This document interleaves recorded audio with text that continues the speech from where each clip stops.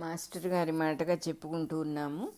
ఇక్కడ మన recording number 100 అన్నమాట.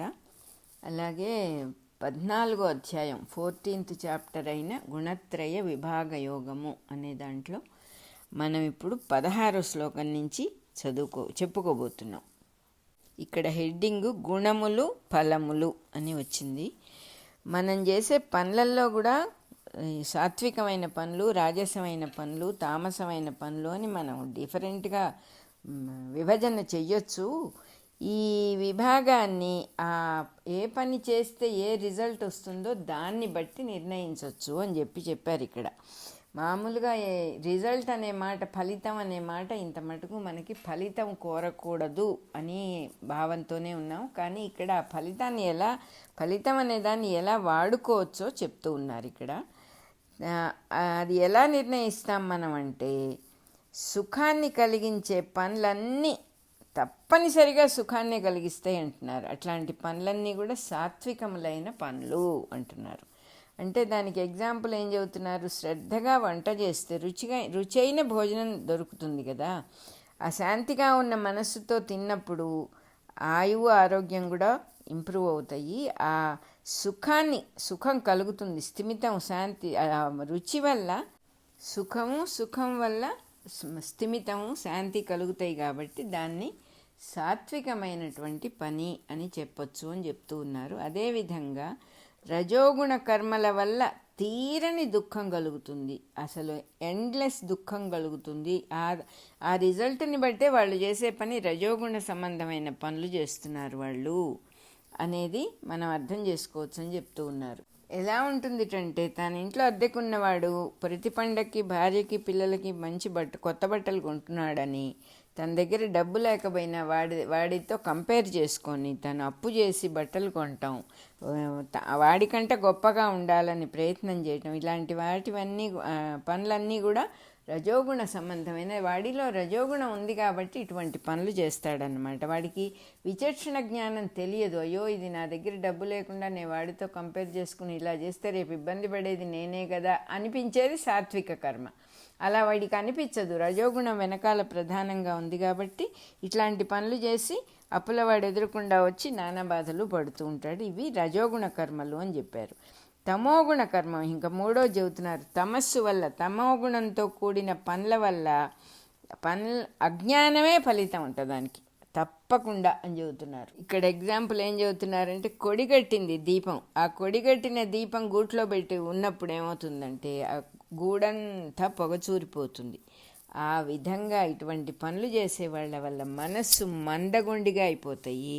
పొద్దున్నే నిద్ర లేచి పళ్ళుదోముకోకుండా, స్నానం చేయకుండా అలాగే వెళ్ళాడే వాళ్ళు ఎంతమందో ఉంటారు. బట్టలు మార్చుకోరు, స్నానాలు చేయరు, నెలల తరబడి బట్టల్ని శుభ్రం చేసుకోకుండా నీళ్ళల్లో ముంచి ఆరేయటం, దాన్నే మడిబట్ట అంటాం. ఒకసారి తడిపి ఆరేస్తే చాలు, అదే మడిబట్ట అంటాం. అవన్నీ కూడా చాలా తమోగుణ సంబంధమైన కర్మలు పనులు అని చెబుతున్నారు.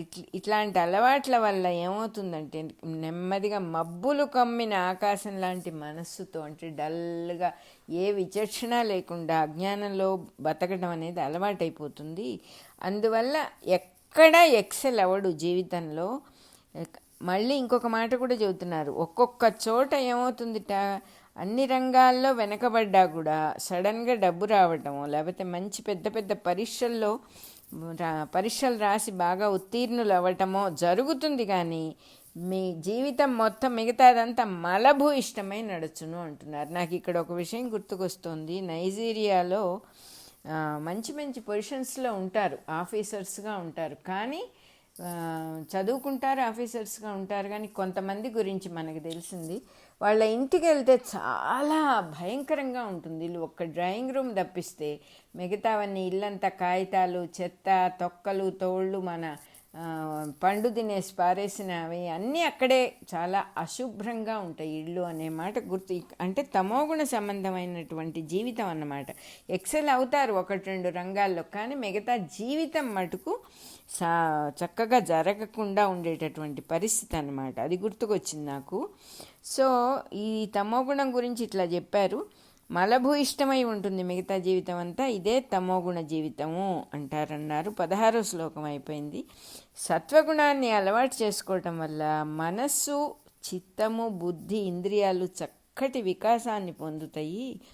తెలియవలసింది సూటిగా తెలుస్తుంది, తెలియకపోవటము అనేది ఉండదు.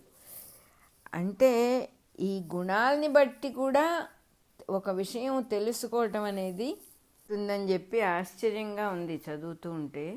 అంటే ఒకే విషయం 10 మందికి 10 రకాలుగా అర్థమవుతుంది అంటే దానికి కూడా ఈ గుణాలే కారణం అన్నమాట. ఒక్కొక్క గుణం గలవాడికి ఆ గ్రహింపు శక్తి, గ్రహించే శక్తి, గ్రాస్పింగ్ పవరు తక్కువగా ఉంటుందన్నమాట. లేదా ఒకటి చెప్తే ఇంకో రకంగా అర్థమవుతుంది. చాలా చూస్తూనే ఉంటాం మనం కూడా అనేక రకాల మంది మనుషుల్ని. మనం చెప్పేది ఒకటి, వాళ్ళు అర్థం చేసుకునేది ఇంకొకటి అని అనుకుంటూ ఉంటాం. దానికి కూడా వాళ్ళకి ఈ గుణాలే కారణము అని అర్థమవుతుంది. ఇప్పుడు ఈ సాత్విక గుణం ఉన్నవాడికి మటుకు సూటిగా చక్కగా తెలియవలసిందే కరెక్ట్గా తెలుస్తుంది. ఇట్లా తెలియటాన్ని జ్ఞానము అంటారు అని చెబుతున్నారు. దాన్ని జ్ఞానం అంటే కూడా అర్థం ఏంటంటే యథార్థమైనటువంటి స్థితి, ఏ రకమైన ఇల్యూషను లేదు, దాంట్లో ఉన్నది ఉన్నట్టుగా అర్థం అవటం అన్నమాట. దానికి కూడా ఇంకా ఎగ్జాంపుల్ చెబుతున్నారు. ఒక దీపం ఉన్నది, దానికి ఏ రంగు లేదు, జస్ట్ వెలుగుతూ ఉంటుంది. దీపారాధన చేస్తాం, ఒక వెలుగు వస్తుంది. ఆ కాంతి ఎక్కడెక్కడ ప్రసరిస్తుందో ఆ రంగులేని దీపం వస్తువులన్నింటినీ ఉన్నట్టుగా చూపిస్తుంది. వాటి ఏ రంగులో ఉన్నాయో ఆ రంగే చూపిస్తుంది. అలా కాకుండా దీపమే రంగు దీపం అయినప్పుడు, ఒక డోమ్ పెట్టాం, కలర్ డోమ్, ఆ దీపానికి పెట్టినప్పుడు ఏమవుతుంది, ఏది చూసినా అన్నీ ఆ దీపపు రంగుతోనే కనబడతాయి. అంటే రంగురంగుల కళ్ళజోళ్ళు పెట్టుకున్నప్పుడు అదే రకంగా ఆకాశం కూడా అదే రంగుతో కనపడటం అనేది మరి ఇల్యూషనే కదా, మాయే కదా. ఆకాశం అంటే అక్కడ ఇంకో వస్తువే లేని ఒకే తత్వం ఉన్న చోట కూడా మనకు వేరే రంగుగా కనపడుతోంది. అది అంటే చూసేవాడి దృష్టి దోషము అని అర్థమైపోతుంది. అదే రకంగా ఉంటుంది రజోగుణము, తమోగుణము, రజోగుణము కూడా. ఏ పని చేస్తున్నా సృష్టి అంతా వేరేగా కనపడుతుందిట వాళ్ళిద్దరికీ. తమోగుణము, రజోగుణం వాళ్ళకి తమ దృష్టి ఏమిటో, తమ దృక్పథం ఏమిటో, తమ యాటిట్యూడ్ ఏమిటో, తమ అవుట్లుక్ ఏమిటో ఆ ప్రకారమే సృష్టి అంతా కనపడుతుందిట. అందువల్ల సత్వగుణాన్ని పెంచుకోవాలి అని చేస్తూ ఉన్నటువంటి పనులు వాళ్ళ దృష్టిలో నుంచి జారిపోతాయిట. ఎందుకంటే అసలు వస్తువు వైపు ప్రసరించకుండా ఆపేసేస్తుందన్నమాట ఈ గుణం అనేటటువంటిది. ఎప్పుడైతే దృష్టి క్రమంగా తన దృక్పథము, తన యాటిట్యూడ్, తన అవుట్లుక్ నుంచి కొంచెం బయటపడి ఉన్నది కనిపించటం మొదలు పెడుతుందో అప్పుడు సత్వగుణం వస్తోంది, సత్వగుణం ప్రవేశిస్తోంది అని అర్థం. సత్వగుణం పెంచుకునే పనులు చేస్తూ ఉంటే, అంటే సత్కర్మలను, మంచి పనులు చేయటం, ఇంకొకరికి సహాయం చేయటం, శాంతమైన మనస్సుతో ఉండటం, అదే రకంగా సజ్జనులతో, అటువంటి మనస్సున్న వాళ్ళతో మనం కూడా కాస్త ఎక్కువ భాగం కలుస్తూ ఉంటాం, సత్సాంగత్యం అంటాం కదా. అవి చేసినప్పుడు తన దృక్పథం నుంచి విమోచన చెందుతాడు అంటున్నారు. బయటపడిపోతాడు, స్లోగా ఉన్నట్టుగా కనపడుతుంది. చూడదలచినది కనపడదు, ఇంకా చూడవలసినదే కనపడుతుంది. ఈ 2 మాటలు ఎంత అద్భుతంగా ఇక్కడ చెప్తూ ఉన్నారో మనం కరెక్ట్గా అర్థం చేసుకోవాలి. ఇది నాకు కనపడేది నేను చూడదలుచుకున్నదా, చూడవలసింది చూస్తున్నానా, నేను చేసే పని చేయవలసిన పనా, చేయదలచింది చేస్తున్నానా, చేయదలచింది చూడదలచింది అంటే మనస్సు ఉన్నది వెనకాల. మనస్సు అంటే కలర్ గ్లాస్. ఆ కలర్ గ్లాసెస్లో నుంచి చూసినప్పుడు ఉన్నట్టు కనపడకపోతే మనం తప్పటడుగు వేస్తాము. ఆ తప్పటడుగు ఎవరికి నష్టం? అది మనకే నష్టం. మనకు అది కర్మబంధమై కూర్చుంటోంది, మనల్ని బంధించేస్తోంది అని అర్థం చేసుకోవాల్సిన అవసరం ఇక్కడ చాలా ఉంది. అందుకే ఎంత చక్కగా చూడదలచినది చూడవలసినదే అని వివరించి చెబుతూ ఉన్నారు. ఈ సృష్టి మొత్తం పరమాత్మయందు స్థిరంగా ఉన్నప్పుడు అట్లాంటి పరమాత్మను చూడకుండా మనం వేరే చూస్తున్నాం కదా. ఆ సత్వగుణం స్థిరమైన కొద్దీ ఈ మాయంతా తొలగిపోయి ఉన్నట్టు కనపడటం అంటే పరమాత్మ దర్శనం అవుతుంది మనకని చెబుతున్నారు. సృష్టి ధర్మాలు, వివిధ ప్రవృత్తులు అవన్నీ విడివిడిగా కనపడతాయి. ఈ గుణం రానంత కాలం, సాత్విక గుణం లేనంత కాలం సృష్టే కనిపిస్తుంది, స్థిరత్వం ఉండదు మనిషికి. సృష్టి ధర్మాలు వేరే వేరేవన్నీ అనేకం కనిపిస్తూ ఉంటాయి. సృష్టికి ఏది ఆధారమో ఆ ప్రకృతి, దానికి ఆధారమైన భగవంతుడు కనపడటం వల్లనే స్థిరత్వం ఏర్పడుతుంది. అంతా ఒకటే. ఇక్కడ మనం భయపడాల్సింది విచలితులము అవ్వాల్సింది, అయ్యో అని అనుకోవాల్సింది ఇక్కడ ఏమీ లేదు అని తెలిసే కొద్దీ సాత్విక గుణం ఎక్కువ అవుతూ ఉంటుంది. సాత్విక గుణం కొంచెం కొంచెం ఉంటేనే ఇలా తెలుసుకోవడం అనే ప్రాసెస్ కలుగుతుంది. ఇంటర్ డిపెండెంట్గా ఉంటే, అందుకని మనం సత్వగుణం పెంచుకునే పనులు ఎక్కువగా చెయ్యాలి అని చెప్పి చెప్తూ ఉన్నారు. అప్పుడు దైవాన్ని డైరెక్ట్గా చూడటం సాధ్యమవుతుంది మనకి. అలా కాకుండా మనం చాలా పుస్తకాల్లో చదువుకుందాం, రాక్షసులు కూడా అనేక తపస్సులు చేశారు, ఉగ్ర తపస్సులు చేశారు.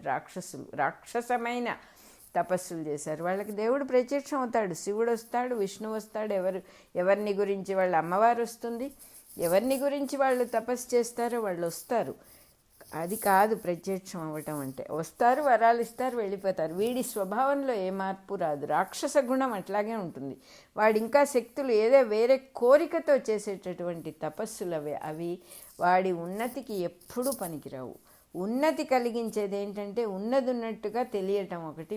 సర్వత్రా భగవద్దర్శనం అంతటా అవ్వాలి. ఒక చోట ఒక వస్తు రూపంగా శంఖచక్రాలు ధరించిన విష్ణుమూర్తి విడిగా రావటము, అక్షమాలతో అభయ పుస్తక వరద పాణియే అమ్మవారు కనపడటము, అది కాదు ఇక్కడ చెప్తూ ఉన్నది.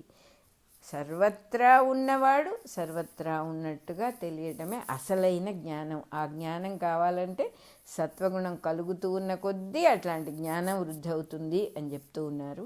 రజోగుణం కలిగే పనులు చేస్తున్న కొద్దీ మనస్సుకు రాగం అంటుతుంది. రాగము అంటే కోరికలు పెరిగిపోతూ ఉంటాయి. దానివల్ల పనుల మీద వచ్చే ఆ పని చేస్తే ఇది వస్తుందండి. ఈ వ్యాపారంలో నేను ఫలానా ఊరు వెళ్ళి అక్కడ కనుక వ్యాపారం మొదలుపెట్టానంటే నాకు ఇప్పుడు వచ్చేదానికి డబలు త్రిబులు లాభాలు వస్తాయండి అంటే నిర్ణయం చేయటం మొదలు పెడతాడు ఫలితం మీద ఆసక్తితో. మంచిదే, ఫలితం లేకుండా ఎవరు ఏ పని చేయరు, ఇది మంచిదే అనుకోవటం, ఇందులో లాభాలు వస్తాయి కరెక్టే అని ఇంకా లాభం మించి దృష్టి తీసేసి పని మీద దృష్టి పెట్టినప్పుడే అది సక్సెస్ అవుతుంది. ఒక నిర్ణయం చేసుకోవాలి, లాభం కోసమే పని చేస్తాం, లాభం కోసమే వ్యాపారం పెడతాం, ఏదో కావాలనే ఏదో మొదలు పెడతాం, అంత మటుకు ఓకే. ఇంకా తర్వాత అది మొదలుపెట్టిన తర్వాత పని మీదే ఉండాలి తప్ప దృష్టి అయ్యో నేను అనుకున్నది అవ్వట్లేదే అనేది నువ్వు అనుకున్నది అవ్వదు, మనం అనుకున్నది అవ్వదు. అనుకునేది అనగానే అది ఫాల్స్, అది మాయ. అనుకోవటానికి ఆచరణకి అసలు సంబంధం లేదు, మనకే తెలుస్తుంది. ఎన్నో ఊహలు వేరు, ప్రాక్టీస్ వేరు అని మనకే తెలుస్తుంది. అది చాలా ఆశ్చర్యకరమైనటువంటి అద్భుతమైన ఆట అని తెలుసుకోవచ్చు. మనం కూడా నిజంగా దాంట్లో దూరి అసలు విషయాన్ని అర్థం చేసుకోవడం మనం మొదలుపెట్టినప్పుడు ఇది ఆట అని, చాలా బాగుందని తెలుస్తుంది. రజోగుణం వల్ల చేసే పనులు మనస్సుకి రాగాన్ని అంటిస్తాయి, కోరికల్ని అంటించినప్పుడు అనురక్తి, ఆసక్తి, పట్టుదల, ఆదర్శాలు, ఆశయాలు ఇవన్నీ కూడా రజోగుణ లక్షణాలని చెబుతున్నారు. చాలా ఆదర్శవంతుడండి ఆయన్ని మనం అందరం ఫాలో చేయాలి. ఇలాంటి ఆలోచనలు వస్తాయి మనకి. చాలా గొప్పగా చేశాడండి ఆయన. ఆదర్శవంతుడైతే మనకేమొస్తుంది, మనం ఏం చేయాలి అనేది కదా మనకి ఇక్కడ ముఖ్యం. మంచిదే, ఆయన అది ఆశయంగా పెట్టుకున్నాడు, చేశాడు. ఇక్కడంతా భగవత్ స్వరూపమే కాబట్టి తప్పుగా అనుకోవాల్సింది ఏమీ లేదు. కానీ ఒకవేళ అవతలి వాడి వైపు చూపించినప్పుడు మిగతా మన వేళ్లే మన వైపు చూపిస్తూ ఉంటాయి అని మర్చిపోకుండా మన గురించి మనం శ్రద్ధ తీసుకొని మనం ఏం చేయాలి అనేటటువంటి విషయం మీద దృష్టి పెట్టి ఆ భగవంతుడికి నమస్కారం పెట్టుకొని ఆ ప్రకారంగా వెళ్ళిపోతూ ఉంటే, సత్కర్మలు చేయమన్నారు, సజ్జనుల్ని కలవమన్నారు, సజ్జన సాంగత్యం చేయమన్నారు, దుష్కర్మలు చెయ్యొద్దు, దుర్జనులతో స్నేహం పెట్టుకుంటే అవి నీకు అంటుతాయి, ఏ రంగుని ముట్టుకోవద్దు, స్వచ్ఛమైనటువంటి విషయాన్ని పట్టుకో అని అనేక సార్లు చెప్పారు. మనకు గైడెన్స్ లేకపోవడం అనే ప్రసక్తే లేదు ఇక్కడ. ఇంకా ఏం చెబుతున్నారు, రజోగుణం వల్ల పనులన్నీ కూడా చాలా మలినమైపోతాయి అంటూ ఉన్నారు. బురద నీటిలాగా ఈ గుణాలన్నీ ఎంతో ఉత్సాహాన్ని కలిగిస్తాయి, రజోగుణాలకు సంబంధించినవన్నీ చాలా ఉత్సాహాన్ని కలిగిస్తాయి. కానీ బురద నీటిలాగా మలినమైపోయి జీవితాన్ని నీటిని కల్లోలపరుస్తాయి అంటున్నారు. తన వశంన తాను లేకుండా అయిపోతుంది. అప్ అండ్ డౌన్స్ ఎక్కువగా ఉంటాయి అన్నమాట రజోగుణంలో. ఓసారి ఏదో కావాలనుకుంటాడు, కష్టపడతాడు, అది వస్తుంది, ఎగురుతూ ఉంటాడు, ఇంక అబ్బా అబ్బా అని. అది పోయిందంటే మళ్ళీ కింద పడిపోతూ ఉంటాడు. ఉద్వేగం, ఆవేశం, డిప్రెషన్ అన్నీ కలిపి మలినంగా ఉంటాడు. కార్యసాధనకి అవసరమైంది ఉద్వేగం కాదు, శ్రద్ధగా చేయాలంతే. శ్రద్ధ ఉన్న చోట ఉత్సాహం ఉంటుంది, ఉద్వేగం ఉండదు అని చెప్తూ ఉన్నారు. బురద నుంచి పరిశుద్ధి చేయబడిన, అది ఎట్లా ఉంటుంది ఆ ఉత్సాహము? బురద నీళ్ళని కూడా ఆకర్షించి శుభ్రమైన నీళ్ళగా తయారు చేసే వర్షించే మేఘపు జలంలాగా ఉంటుంది. ఆ మేఘాలు ఏం చేస్తాయి? బురద నీళ్ళని కూడా ఆకర్షించి శుభ్రపరిచి మళ్ళీ వర్షంలాగా కురిపిస్తాయి. సత్వగుణ లక్షణం అట్లా ఉంటుంది. రజోగుణ లక్షణం రాగాత్మకం కాబట్టి రాగద్వేషాలని పుట్టిస్తుంది అని చెప్పారు ఇక్కడ.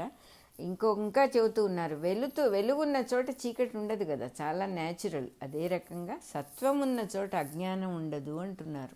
సత్వగుణం ఎందుకంటే అజ్ఞానం లేకుండా ఉండటానికి, ఉన్న విషయం తేటతెల్లంగా తెలుసుకొని సుఖప్రదమైన జీవితం గడపటానికి. మనకి ఒక వస్తువు మీద వెలుతురు పడినప్పుడంతా రెండో వైపు చీకటి పడుతుంది. అట్లాగే రాగం ఉంటే ద్వేషం ఉంటుంది అంటున్నారు. రాగము అంటే కోరిక, ఇష్టం ఉన్న చోట ద్వేషం కూడా ఉంటుంది. ఒకటి ఇష్టమైతే రెండో దాని మీద ద్వేషం ఉంటుంది. దృష్టి ఒక వస్తువు మీదే ఉండటం వల్ల ఇది జరుగుతుంది. అలా కాకుండా అట్లా ప్రసరించడమే రజోగుణ లక్షణం. అసలు ఒకవైపే చూస్తాడు వాడు, కాయినికి ఒకవైపే చూస్తాడు, రెండో సైడ్ ఉంది ఆ కాయినికి అనేటటువంటి కోణం అసలు ఆ మనిషిలో ఉండదు. అది రజోగుణ లక్షణం అన్నమాట. రజోగుణ దోషం ఉన్న చోట తమోగుణ దోషానికి అవకాశం ఇస్తుందిట. రజోగుణ దోషము తమోగుణాన్ని ఆకర్షిస్తుందన్నమాట. ఈ రజోగుణం వల్లేమో ఈ పని ఇట్లా చేయాలి, ఇది సాధించాలి, ఎట్లాగైనా సరే నాకు ఇది చేస్తే అది వస్తుంది అనేటటువంటి ఫలితం మీద ఆసక్తితో మొదలు పెడతాడు. ఈ ఫలితాలని పొందాలనే ఆసక్తి సంగము లోభగుణాన్ని వృద్ధి చేస్తుంది. ఇది ఎందుకంటే నేను ఎంత కష్టపడి సంపాదించానో తెలుసా, ఇవాళ నువ్వు అడుగుతావు ఆ వస్తువు నన్ను, ఆ కష్టమేంటో నీకు అసలు తెలుసా? ఇలా అంటే నేనే చేశాను, నేనే సంపాదించాను, నేను కష్టపడి సంపాదించాను. ఇవన్నీ కూడా ఫలితాలని గూర్చిన భయము, బాధ, అవి దొరక్కపోతే ఎంత దుఃఖమో, ఇంకా అవన్నీ ముడిపెట్టుకొని. అంటే ఈ లోభగుణం అనేది ఎన్ని రకాలుగా బాధలు పెడుతుందో మనిషిని చెప్పలేం. రజోగుణ ప్రభావం వల్ల లోభంతో పాటు తృష్ణ కూడా వస్తుంది అంటున్నారు. తృష్ణ అంటే దాహము అంతులేని మృగతృష్ణ అంటారు. మృగతృష్ణ అంటే దానికి ఎండ్లెస్, అది మనిషిని పీల్చి పిప్పి చేసి పడేస్తుంది. తృష్ణ అంటున్నారు. తృష్ణ అనేది చాలా స్ట్రాంగ్ వర్డ్ యాక్చువల్గా. తీరని దాహం అన్నమాట. జలములకు నీళ్ల కోసం వాడే ఆసక్తి చెప్పడానికి వీళ్ళే. తీరని దాహం అనేది అది తమోగుణ లక్షణంలోకి వెళ్ళిపోతూ ఉంటుందన్నమాట రజోగుణం నుంచి. ఈ విధంగా సత్వగుణం వల్ల జ్ఞానము, రజోగుణం వల్ల లోభము, తమోగుణం వల్ల అజ్ఞానము తప్పకుండా వస్తాయి, ఈ సందేహం లేదు అని చెప్పేశారు. మంచి పనులు చేసే వాళ్ళకి సత్వగుణం కలుగుతుంది. ఫలితం మీద దృష్టితో పనిచేసేవాడికి రజోగుణ దోషం ఏర్పడుతుంది. ఏవేవో చేయాలనిపించి అన్నీ చేస్తూ బంధమే, తనని తానే కట్టేసుకుంటాడు, కండిషన్డ్ చేసుకుంటాడు. ఉదాహరణ చెబుతూ ఉన్నారు, ఏదో ఒక ధర్మసత్రం కట్టించాలి అని అనిపించిందంటే వచ్చే వాళ్ళకంతా నాకు పేరు గొప్పగా ఉండాలి, నేను సత్రం కట్టించానని కీర్తి ప్రతిష్టలు నాకు కావాలి అని మొదలుపెట్టేవాడు రజోగుణం ఉన్నవాడు. వాడు అప్పు చేసి కట్టిస్తాడు ఈ సత్రం. అంతేగాని తన స్వంత ఖర్చుతో చేసినప్పుడు అది తన దగ్గర డబ్బులుండి ఆ డబ్బు మంచి పనికి ఖర్చు పెట్టినప్పుడు అది సాత్విక గుణం అవుతుంది. వీడు అప్పు చేసి కీర్తి ప్రతిష్టల కోసం చేసి అప్పు తీర్చలేక నానా బాధపడి జీవితం అంతా దుఃఖమయమైపోతుంది, శ్రమ మిగులుతుంది అంతే. ఇదే సత్వగుణానికి రజోగుణానికి ఉన్న భేదము అని చెబుతున్నారు. 17వ శ్లోకం అయిపోయింది. ఇక్కడ త్రిగుణముల స్థావరములు అంటే త్రిగుణాలు ఎక్కడుంటాయి అసలు అని చెప్తూ ఉన్నారు. వెన్నెముక మీద నిట్ట నిలువుగా నిలబడ్డవాళ్ళు మానవులు. మనకు కూడా తెలుసు, జంతువుల వెన్నెముక అడ్డంగా ఉంటుంది, మనిషి వెన్నెముక నిలువుగా ఉంటుంది. వెన్నెముక వెంబడి గమనిస్తే పై భాగం అంతా కూడా సూక్ష్మలోకాలకు స్థానము. సూక్ష్మలోకాలంటే సటిల్నెస్, వెలుగుకి సంబంధించినవి. లైట్గా ఉంటాయి. అవి బరువు లేని లోకాలు, చాలా సూక్ష్మమైనవి, సటిల్గా ఉంటాయి. అంటే స్వచ్ఛతకు, నిర్మలత్వానికి, ప్రసన్నతకు, జ్ఞానానికి అవే స్థావరాలట. పైన సూక్ష్మలోకాలు అనేవి ఏమిటి? స్వచ్ఛత్వం, నిర్మలత్వం, ప్రసన్నత్వం, జ్ఞానం. అన్నిటికీ ఏది స్థావరాలంటే వెన్నెముక పై భాగం అన్నమాట. ఇవన్నీ సత్వగుణమే ప్రధానంగా ఉన్న వాళ్ళకి ఈ పై లోకాల్లోకి ప్రవేశము, నివాసము కూడా దొరుకుతాయి. ఈ లోకాల్లో నివసించే వాళ్ళ శరీరం, మనస్సు, ఇంద్రియాలు, ఇంద్రియార్థాల మీద ఆధారపడి జీవించడు. ఈ లోకం అంటూ ఉన్నారు, ఇది వేరే లోకం అంటే కాదు. వెన్నెముకలో ఉన్నటువంటి గుణాలలో ఏ గుణం ఎక్కువ ప్రభావం చూపిస్తుందో ఆ దృష్టితో నివసించటమే లోకంలో నివసించటం అని చెప్తూ ఉన్నారు. సత్వగుణ ప్రధానంగా నివసించేవాడు సత్వలోకంలో నివసిస్తూ ఉన్నాడు. సత్వలోకం అంటే ఎట్లా ఉంటుంది? అది వెన్నెముక పై భాగంలో ఉంటుంది, సూక్ష్మలోకాలవి. దానికి ఏమిటి లక్షణాలు? నిర్మలంగా ఉంటుంది, ప్రసన్నతగా ఉంటాడు, జ్ఞానం కలిగి ఉంటాడు. ఇవన్నీ కూడా వెన్నెముక పై భాగంలో ఉన్న కేంద్రాలు. ఆ లోకం అంటే వేరే ఎక్కడికో వెళ్ళటం కాదు. మన శరీరం మీద, ఇంద్రియాల మీద, మనస్సు మీద ఏ గుణాలు ప్రభావితం చేస్తాయో అదే మన లోకం. ఆ లోకంలోనే ఉంటాం మనం. ఎవరి లోకంలో వాళ్ళం ఉంటాం యాక్చువల్గా అని చెప్తూ ఉన్నారు ఇక్కడ. ఈ ఊర్ధ్వలోకాల్లో నివసించే వాళ్ళకి సృష్టి వేరుగా కనపడటం, సృష్టిలో జరిగేవన్నీ తమ మీద ఇన్ఫ్లుయెన్స్ చేయటం అనేది ఉండదు.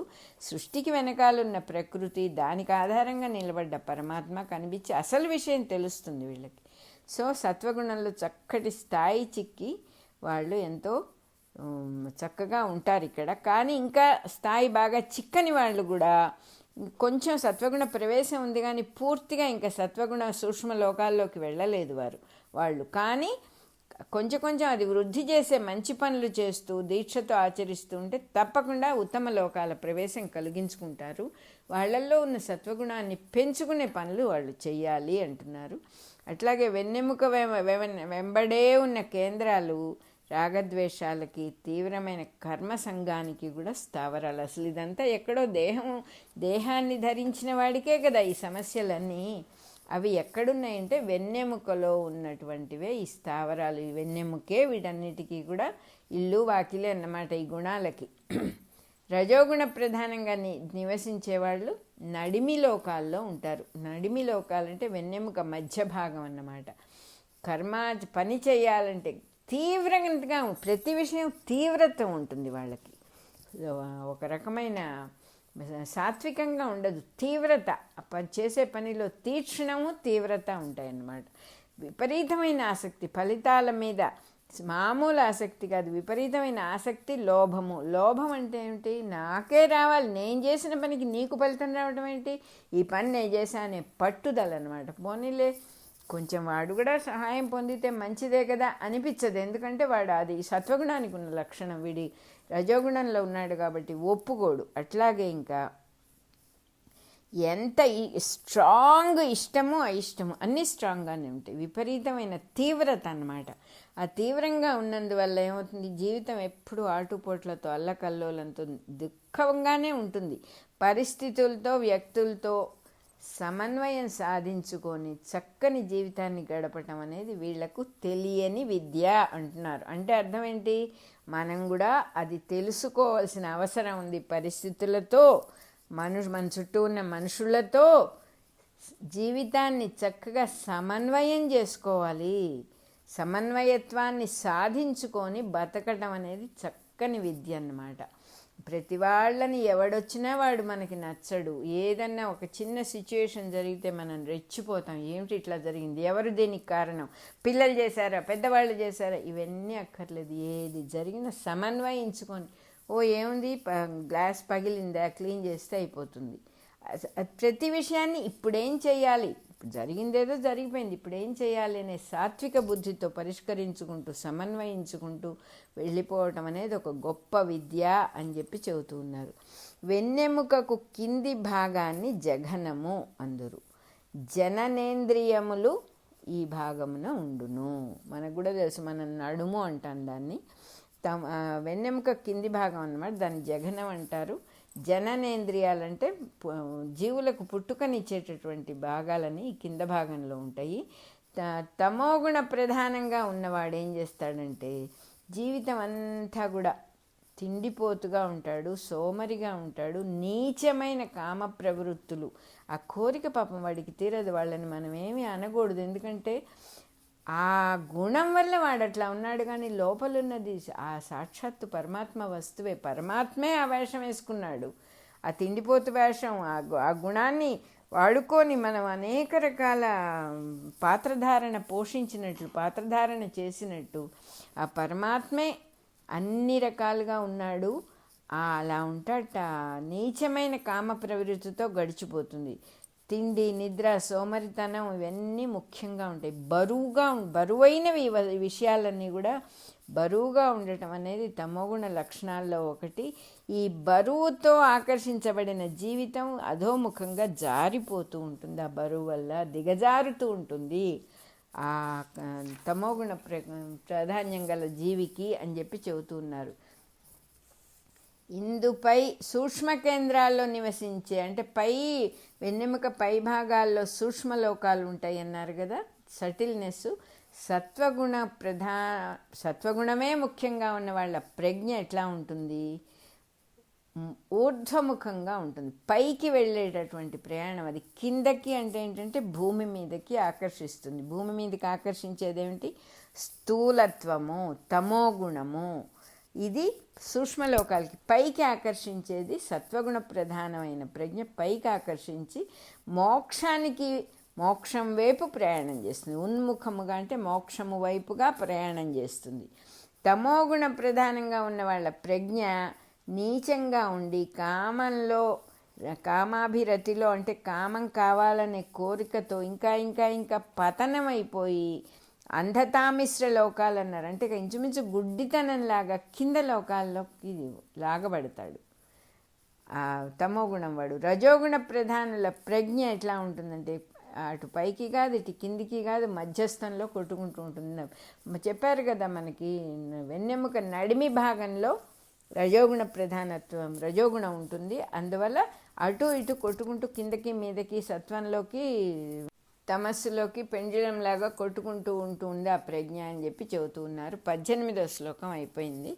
సాధన క్రమము. ఇప్పుడు ఏది ఎక్కడుంటుంది, ఏది ఎలా ఉంటుందో వర్ణించిన తర్వాత మరి సాధన చేస్తే కదా మనం దీంట్లోంచి బయటపడటానికి.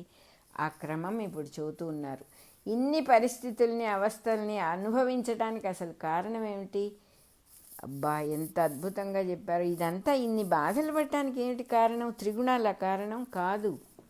ఇవన్నీ నేనే అనుకోవటం, నావే అనుకోవటం మానవుడు చేస్తున్నటువంటి పొరపాటు. ఈ ప్రవృత్తులన్నీ నావే, నా స్వభావం ఇట్లాగండి, నేను ఇట్లాగండి అని అనుకున్న కొద్దీ అవి ఇంకా కాస్త చోటు చేసుకుంటాయి అని చెప్పి. మా ఇంట్లో దరిద్రులందరికీ మా ఇంట్లోనే స్థావరం అండి అంటే ఎక్కడెక్కడ దరిద్రుడు వచ్చి చేరినట్టుగా ఇవన్నీ నావేనండి అన్న కొద్దీ అవన్నీ, ఆ లక్షణాలన్నీ ఐడెంటిఫై చేసుకుంటూ ఉన్నందువల్ల ఇటువంటి పరిస్థితులకు అతను కింద మీద పడటం అనేది అసలు జరుగుతుంది. దుఃఖం రావటం అనేది అనుకోవటం వల్ల వస్తుంది అని చెప్పేశారు ఇక్కడ. నిజానికి జీవుడు, మనిషి ఈ ప్రవృత్తుల్లో దేనికి కూడా కర్త కాదు, ఏ గుణానికి కర్త కాదు, ఏ స్వభావానికి కర్త కానే కాదు. ఆయన దానికి సంబంధించిన వాడు కానే కాదు జీవుడు. ఎంత బాగా చెబుతున్నారు. సృష్టికే అవసరమైన 3 గుణాలు అన్ని బిహేవియర్స్కి కారణమవుతున్నాయి. సృష్టికి అవసరం ఈ గుణాలు చెప్పుకున్నాం కదా. సత్వరజస్తమో గుణాలు లేకపోతే సృష్టే లేదు. బ్రహ్మ విష్ణు మహేశ్వర్లే అధిష్టాన దేవతలు. వాళ్ళు ఒక్కొక్క గుణాన్ని పట్టుకొని సృష్టి అంతా కూడా చేయగలుగుతున్నారు ఆ గుణం వల్ల. తను వేరు, తన స్వభావం వేరు అని గుర్తించుకోవాలట. తన స్వభావము అని అనుకుంటూ ఉన్నది తనది కాదని, తనలో పనిచేసే త్రిగుణాల స్వభావమే అని గ్రహించాలి. ఆ గ్రహించటంతోనే ఆధ్యాత్మిక సాధన ప్రారంభమవుతుంది. That is the starting point of sadhana. ఏంటంటే ఇప్పుడు నాకున్న గుణాలన్నీ నాకు సంబంధించినవి కాదు, నేనేం తెచ్చుకోలేదు. వీటిని నాకు సంబంధించినవి ఎప్పుడైతే అవుతాయి అంటే నేను వీటిని మార్చగలిగినప్పుడు ఇవి నాకు సంబంధించిన, నా చేతిలో పనులు, ఇవి నేను తెచ్చుకున్నా నేను వదిలేయగలుగుతున్నా అనేది ఉంటుంది. ఇవి నాకు సంబంధించినవి కాదు, అవి ఉంటాయి, సృష్టిలో ఉండేవి అవి. అని గ్రహించటం ఎప్పుడైతే మొదలు పెడుతుందో అదే స్టార్టింగ్ ఆఫ్ సాధన అంటున్నారు. తాను చేసే పనులతో ఐడెంటిఫై అయిపోవటం అనేది సంసారబద్ధుడైన సామాన్య మానవుడు చేసే పని. సాధన మార్గంలో ఉన్నవాడు మాత్రం త్రిగుణాల స్వభావాలు ఏమిటి, వాటి అల్లికలు ఎలా ఉంటాయి, రేషియోలు ఎలా ఉంటాయి అని బాగా అర్థం చేసుకొని ఆ గుణాలన్నీ కూడా మానవ శరీరము నిలబడాలంటే ఆ వ్యూహానికి ఎట్లా సహాయం చేస్తున్నాయి. ఆ గుణాలు లేకపోతే మానవ శరీరమే లేదు కదా, అంతేగాని అవి నాకు సంబంధించినవి కాదు అని గమనించుకుంటాడట. గమనించుకున్నప్పుడు ఏమవుతుంది, తన యందు గమనించుకోవటం, ఏ విషయమైనా సరే తన యందు గమనించుకున్నప్పుడు మార్పు చాలా తేలికగా వస్తుంది. అర్థం చేసుకుంటాడు, ఓహో నాకు ఇట్లాంటి స్వభావం ఉంది, కానీ ఇది నాది కాదు, ఇది ఉన్నది, ఇది వచ్చింది. తన స్వభావంలో మంచి లక్షణం చెడ్డ లక్షణం ఏ ఉన్నా కూడా మంచివన్నీ నావేనండి, చెడ్డవి మటుకు నావి కావండి అనడు. రెండు లక్షణాలు నాకు సంబంధించినవి కాదు అని గుర్తుంటుంది. దానివల్ల ఏమవుతుందంటే అవి మంచి జరిగినా చెడు జరిగినా రియాక్ట్ అవ్వకుండా మెదలకుండా ఉండటం అనేటటువంటి స్థితి వస్తుంది. రియాక్ట్ అవ్వకుండా ఎందుకు ఉండాలంటే, మనం సుఖపడాలంటే రియాక్షన్ అనేది ఉండకుండా ఉండాలి.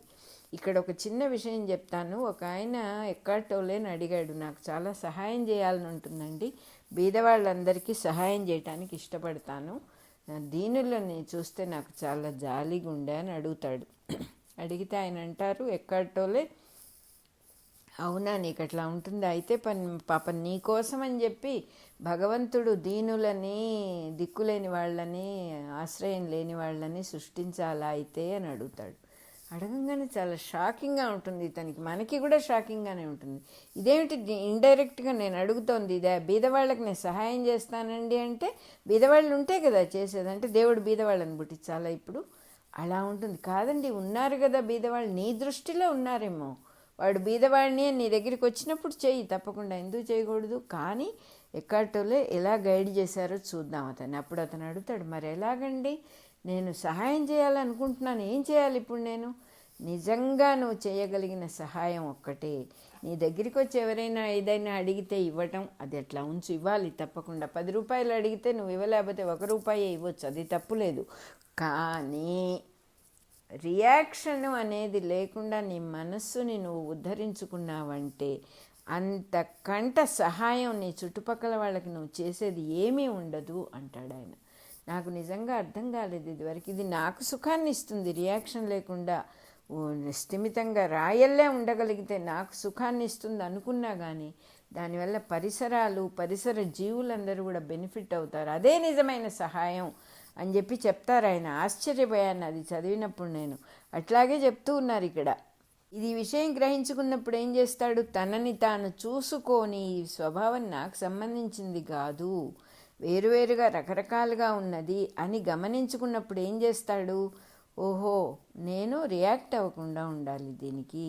రియాక్షన్ అంటే ఏమిటి, స్పందన అంటే ఏమిటి, రెస్పాన్స్ అంటే ఏమిటి, ఏదో ఎవరో వచ్చి ఏదో అడిగితే వాళ్ళ అడిగింది వాళ్ళకి చేసేయటం రెస్పాన్స్, లేదా ఓ ప్రశ్న అడిగితే సమాధానం చెప్పటం రెస్పాన్స్, అరవటం కరవటం కోపం తెచ్చుకోవటం రియాక్షన్ అన్నమాట. మనం బాడైపోతున్నాం అక్కడ. మనము మన దేహాన్ని, మన రక్తపోటుని పెంచుకొని కింద మీద పడుతున్నాము. విషయం ఏదైనా అవ్వచ్చు, అవతలవాడు ఎంత అజ్ఞానైనా అవ్వచ్చు, మనం ఎందుకు రియాక్ట్ అవ్వాలి? వాడేదో అడిగాడు ఇచ్చేస్తే అయిపోతుంది సబ్జెక్ట్ అక్కడితో. ఎంత బాగా చెప్తున్నారో. తన స్వభావాన్ని ఒప్పుకుంటాడట, స్పందించకుండా ఒప్పుకుంటాడు. తన ప్రవర్తనని, తనలో ఉన్న త్రిగుణాల ప్రవర్తనని అనుమతిస్తాడు సాధకుడు, ఒప్పుకుంటాడు.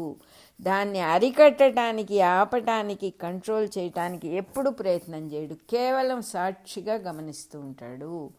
పనులు కూడా తను చేయటం లేదని, తన స్వభావమే చేయిస్తోందని, ఆ స్వభావానికి కారణం త్రిగుణాలని గ్రహిస్తాడు. ఇక్కడ కూడా మనం ఇంకొక మహానుభావుడిని తలుచుకుందాం. నిసర్గదత్త మహారాజు మహానుభావుడు, ఆయన జీవన్ముక్తుడు. అద్వైతం అంటే ఏమిటో తెలిసినవాడు, రెండో వస్తువు లేదు, there is no person in you separately అని చెప్పిన వ్యక్తి ఆయన.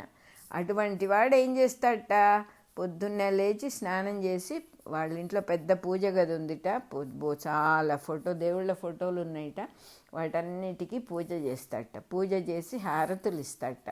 భజనలు, ఆయన దగ్గరికి చాలామంది వస్తే వాళ్ళందరి చేత కూర్చోబెట్టి భజనలు చేయిస్తాడట.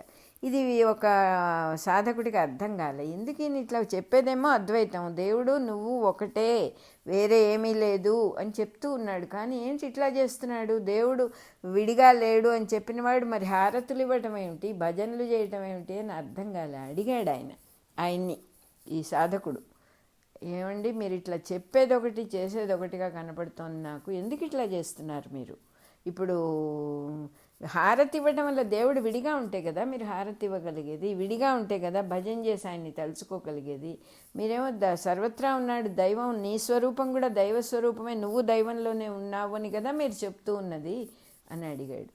అడిగితే ఆయన ఎంత చక్కగా చెప్పారో, ఇక్కడ చెప్పేదే ఆయన చెప్పారు. ఏం చెప్పారంటే, తన శరీరాన్ని తను చూపించుకుంటూ I allow this person whatever he wants to do అని చెప్పారు. ఎంత బాగుందో అసలు. వాడికి ఏం చేయాలనిపిస్తుందో అదంతా చెయ్యనిస్తాను నేను, నాకు అబ్జెక్షన్ ఏముంది, ఏది నాకు I want nothing out of it. ఎవరు ఏం చేసినా పర్వాలే, ఈ శరీరం ఏదో చేయాలనుకుంటుంది, ఇంద్రియాలు ఈ మనస్సు ఏదో చేయనిస్తాను, ఎలా వీటని చెప్పాడబ్బా, ఎంత బాగుందో.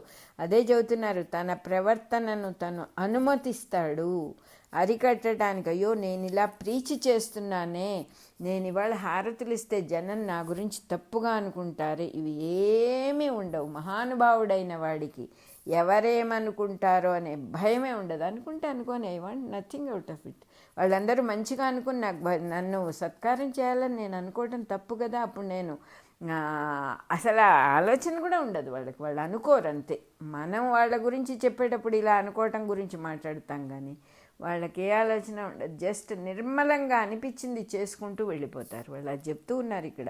సాక్షిగా గమనిస్తూ ఉంటాడు, తను చేసే పనులు కూడా తను చేయటం లేదని, తన స్వభావం చేస్తుంది. నా భజనలు, ఆ హారతులు అవన్నీ తన స్వభావం ప్రేరేపణ వల్ల జరుగుతున్నాయి. జరగని చేసినందువల్ల నష్టం ఏంటి? హారతి ఇవ్వటం ఏమీ హానికరం కాదు కదా. ఒకవేళ హానికరమైన పనులు చేస్తూ ఉంటే అనే సందేహం మనకి రావచ్చు. దేహాన్ని ఒప్పుకుంటాడు అప్పుడు కూడా ఆయన, హానికరమైన పనులు ఉండవు. ఎందుకంటే రిజల్ట్ ఓరియంటెడ్ పనులే లేనివాడు హాని కలిగించే పనులు ఎట్లా చేస్తాడు? అసలు మనకి ఏదైనా ఒక వస్తువు మీదో ధనం మీదో ఆశ ఉంటే కదా రిజల్ట్ కోసం ఆ చెడ్డ పని మనం చేసేది. అసలు అటువంటిదే లేనివాడు చెడ్డ పనో మంచి పనో ఏది కోరి చెయ్యనివాడు అన్నమాట ఆయన. అది చెప్తూ ఉన్నారు.